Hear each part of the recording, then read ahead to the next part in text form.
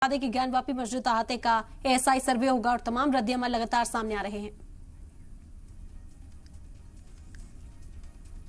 कितना समय लगेगा, मैं आपको ये आकलन देना चाहता हूँ। राम मंदिर के टाइम पे जब 2002 में एएसआई का फैसला हुआ था तो एएसआई की रिपोर्ट 2005 में आई थी, 3 साल लगे थे, पर वहां पे क्षेत्र भी काफी बड़ा था।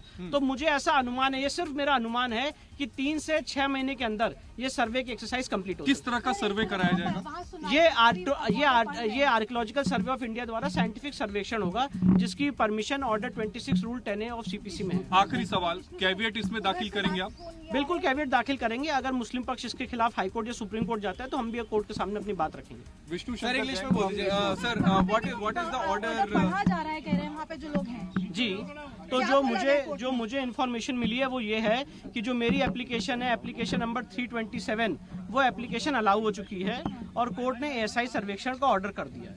ये ऑपरेटिव पोर्शन है जो कोर्ट ने इस समय पढ़ रहे हैं। सर, इंग्लिश में एक बार बोल दीजिए।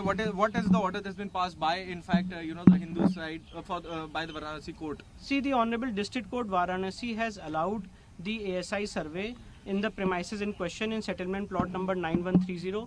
Our application, which is application number 327 GA, that application has been allowed and the court has directed the ASI to conduct the survey. Sir, how much time would it take to conduct this particular survey, and what would be the techniques that would be I cannot predict the time frame. I cannot predict the time frame, but this is a speculation that within 3 to 6 months this exercise can be completed. And what are the techniques that would be used in conducting? See, this ground particular penetrating radar is a technique which will be used. There will be dating exercises which will be used. There will be excavation exercises which will be used. So these will depend upon the various scientists and geologists which will be part of in the body of the ASI, and they will submit a report before the honorable court. Sir, the GPR would be कि आपने जो कथित शिवलिंग था उसको आपने मांग की थी, जिसपे रोक लगी थी।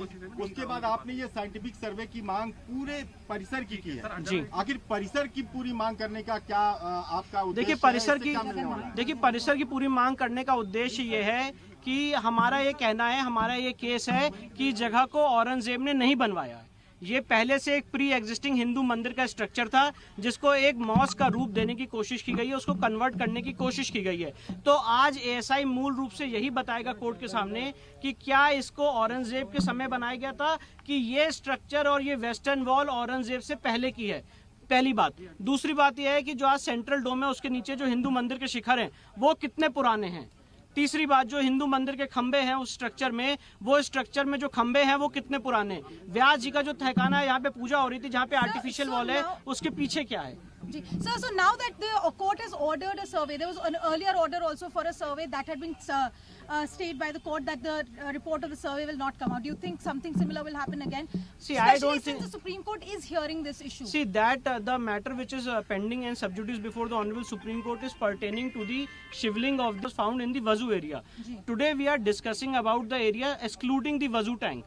Apart from Wazoo tank, the rest of the area which is within the barricaded area, that area will be surveyed. would you be filing a caveat before the Supreme Court of the Allahabad High Court? Sealed area is only one, that is the Wazoo tank. The Wazoo, yes, that area has been sealed by the Supreme Court. For that, the Honorable Allahabad High Court had passed a direction on 12th of May to do an ASI survey in that. And that is under challenge. That is under challenge before the Supreme Court on 19th of May, and the next hearing is on 29th of August. But today, the Varanasi court in its powers, because the Honorable Supreme Court on 20th of May had directed the trial of this entire premises, the Honorable trial court has passed this order directing the ASI to conduct a survey with the rest of the area, excluding the sealed area. In one line, what is the significance of today's order? See, it is very, very significant because the controversy which is there before the Honorable District Court Varanasi, that controversy can only be decided by an expert body like ASI.